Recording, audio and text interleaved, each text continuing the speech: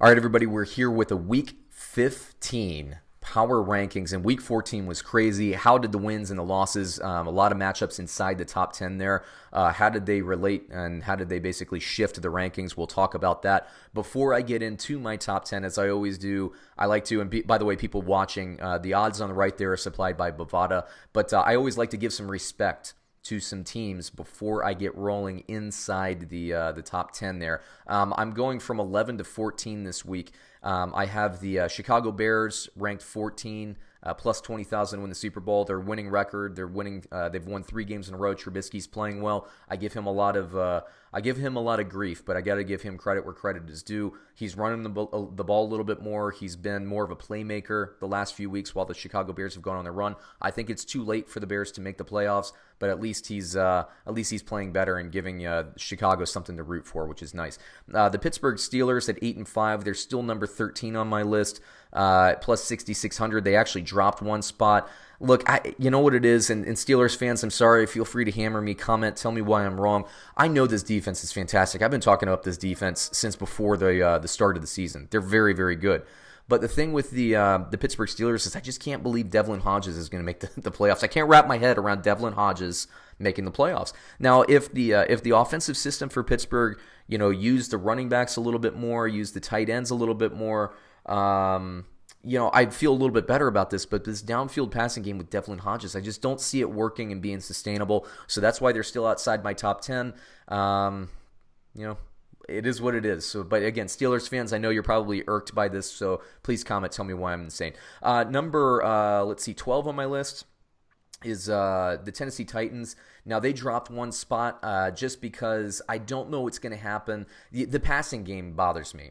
Specifically, the defensive passing game bothers me. Now, I like the Titans. I've been talking them up, and they are playing the Houston Texans 2 out of 3 times to end the season. If they sweep those games, they're in the playoffs. I've been saying that, and even last week I said that Raiders and Titans game was a play-in game, I thought. Again, just talking about the Pittsburgh stuff. But, Tennessee playing Houston 2 times in the year. I'm going to talk about Houston a little bit bit later, but we're going to see what's going to happen there. I think Houston's just a little bit better, but I still think Tennessee can finish inside the playoffs.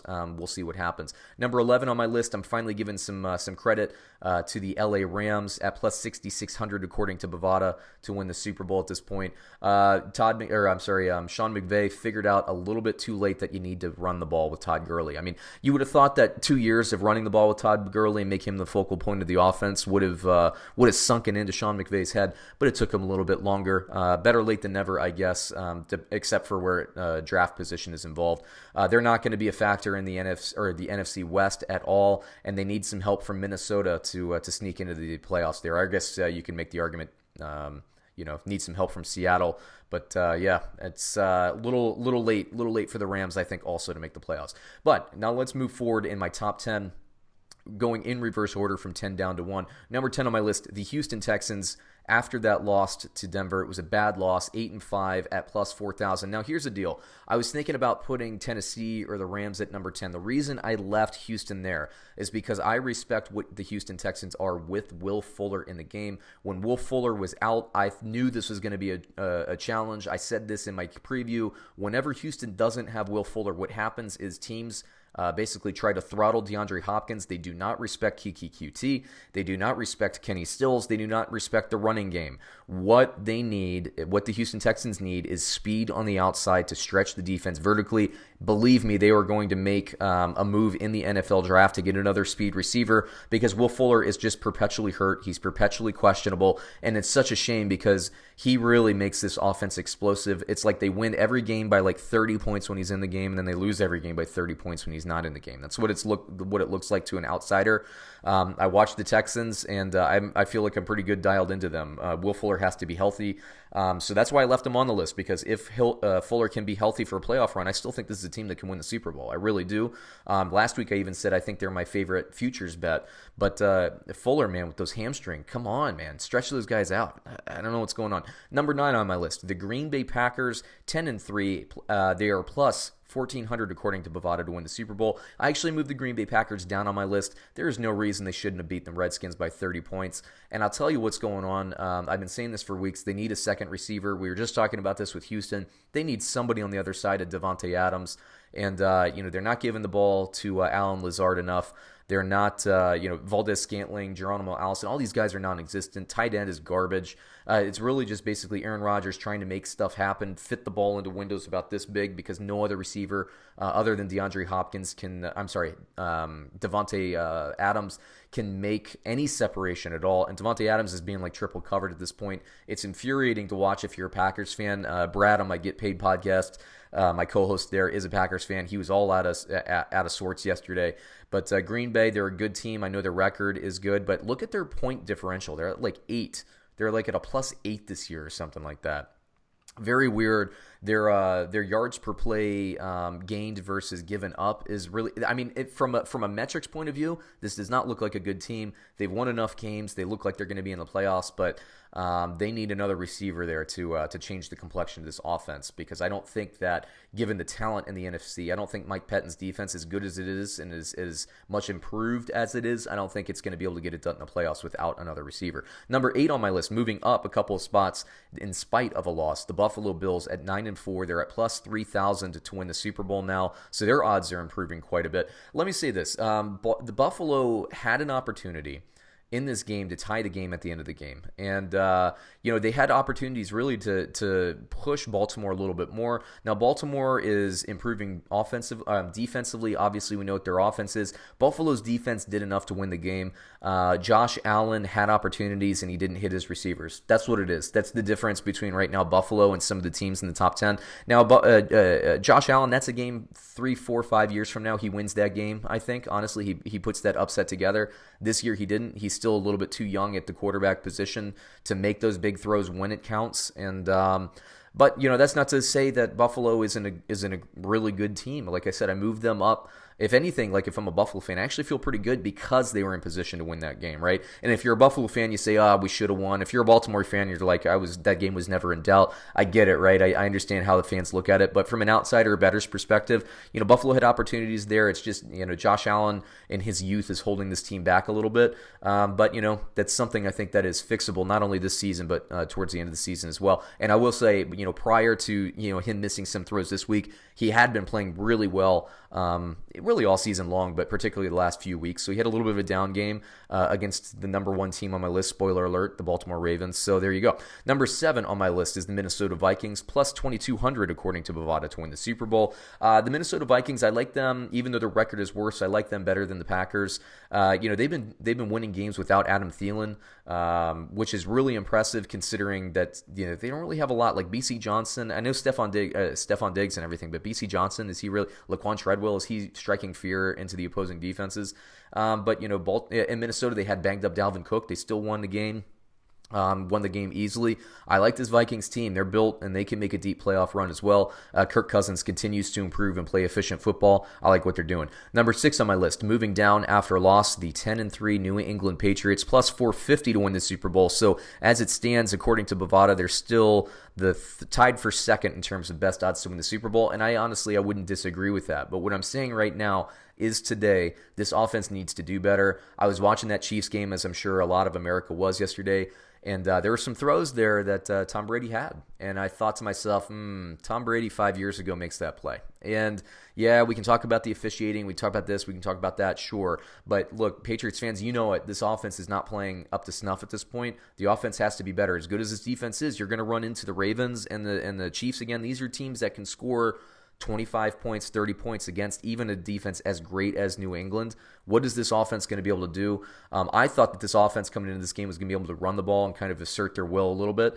Not so much. So New England, I wouldn't say I'm concerned, but I'm noticing and starting to come around to the idea that they really have an efficiency problem in the offensive side of the ball. Number 5 on my list, moving up after a win, the 9-4 Kansas City Chiefs at +700 according to Bovada to win the Super Bowl. Look, we know the Chiefs, the offense, what it can do. This defense has been the story for me. Once Patrick Mahomes went down with that kneecap issue earlier in the season, the defense stepped up. I thought, okay. And Steve Spagnuolo in his first year, you can see the defense is getting stronger and stronger. stronger. We're kind of seeing this in Denver too. I mean, teams that are implementing new systems defensively are just getting a little bit better to close out the season. Well, Spagnuolo, this team is built to beat the Patriots. Check on that. However, it's all about the playoffs, and the Patriots know that too, believe me. No Patriots fans are sweating a 10-3 record at this point, and they shouldn't be, for that matter. Now, the Kansas City Chiefs, if they get a little bit of help towards the end of the season, they could actually have home field advantage. Now, I don't think that they'll catch Baltimore, but they do own the tiebreaker in head-to-head because they beat Baltimore earlier in the season. I don't see Baltimore losing 2 out of 3 games to end the year. The Kansas City Chiefs could win out, sure, but I really think that still, remember everybody, New England is in the driver's seat for the playoff. If not the number 1 seed, then certainly the number 2 seed in the playoff bye. Let's see, number 4 on my list. After a loss on Sunday Night Football, the Seattle Seahawks dropped to number 4 on my list from number 3 or number 2. I can't remember what they were. Plus 1,100 to win the Super Bowl, according to Bovada. Now, I've had a lot of Seattle Seahawks fans give me grief because I didn't rank them ahead of the New Orleans Saints. They were number 3 last week. I didn't rank them ahead of New Orleans or Baltimore. I just want to remind Seattle Seahawks fans, you lost to both of those teams. Okay. Now, if you want to give me beef because they're behind at this point, the San Francisco 49ers, I'll take that. Okay, and they still have 1 game left. We'll see what happens there. That was the last-second game, an either-way kind of game, and George Kittle wasn't in that game. That's kind of why I give San Francisco a little bit of a leeway there, but, it is what it is, okay? I said I made the remark in my reaction video to the 49ers and the New Orleans Saints. Basically, that was the 3rd game of a round robin.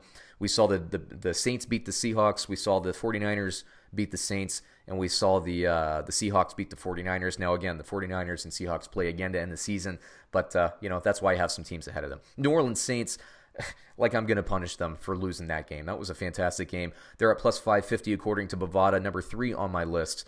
You got to feel good about it. Now, what I didn't love, first of all, of course, Jared Cook being in that game. If he was in that game, I really feel like the Saints probably would have pulled that game out. The Saints still need a second receiver. Traquan Smith, they've been talking about ankle injury. Ted Ginn. Look, I think those guys had about 5 catches combined.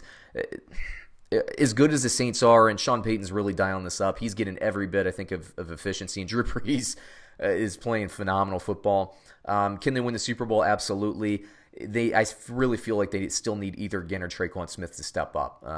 Michael Thomas can't do everything himself. San Francisco's number 2 on my list. They're at plus 450 to win the Super Bowl. San Francisco, they lost to Baltimore. Here's what concerns me. Of course, they played a great game. That Richard Sherman injury is concerning. A hamstring injury that looked as painful as it was week 14 in the NFL season. My guess is they probably sit Sherman on ice. And, of course, in week 15, I think that's definitely going to happen. I would not be shocked if Sherman does not play until the playoffs. The San Francisco 49ers lost another cornerback. San Francisco's been banged up, just perpetually banged up this season. It's been insane.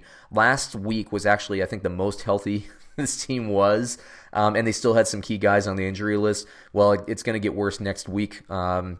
San Francisco, when they play Seattle, they're going to have to be full strength for that game. It's going to be tough sledding. Now, I think they have Atlanta this week, if I'm not mistaken. But either way, I mean, San Francisco, I think they'll probably win this week, and then they have a tough draw to end the season. We'll see how that goes. Number 1 on my list, the Baltimore Ravens at plus 215, according to Bovada, win the Super Bowl. What can you say about them? I mean, Buffalo, I think people saw that 7-point victory, and I still think people just aren't respecting Buffalo. I got to say this, watch the games. Buffalo's a really good team. Baltimore did about what I thought they would do. I thought that game was going to be in that 7-9 range. So I was on Baltimore to cover that -6 spread, but I was on Buffalo to basically not get blown out. And that game kind of ended up like I thought it would, and with the caveat that, like I said at the beginning of the show, Buffalo could have won that game. If they had a more mature quarterback, I think that game was out there for them to win. And that's no disrespect to Baltimore. I think Baltimore's a fantastic team. I'm just trying to give some respect to Buffalo here and some more respect to Baltimore. They finished on the road, finished off a very tough opponent. So good for Baltimore. I still love what they're doing. They're going to be very hard to beat. A team that can play defense, and that defense is getting stronger and stronger. A team that can play that kind of defense and run the ball, and they're going to be hard to beat. What they need, though, I think Marquise Brown needs to be a little bit better and more consistent over the top. I still think they need some receiver help to kind of make that offensive system a little bit more vertical. Once we're in the playoffs and teams can try to rough up, I should say, the tight ends a little bit more, it could be a little bit more of a tough sledding. But there you go. There's my top 10. If you agree, disagree, please, comments. Let me know, who your top 10 are, who's your top team. Once again, that takes me through the power rankings. Thanks for everybody for watching. We'll be back again next week. We're in playoff scenarios now. It's fun stuff. And again, catch you on another episode soon. Thanks.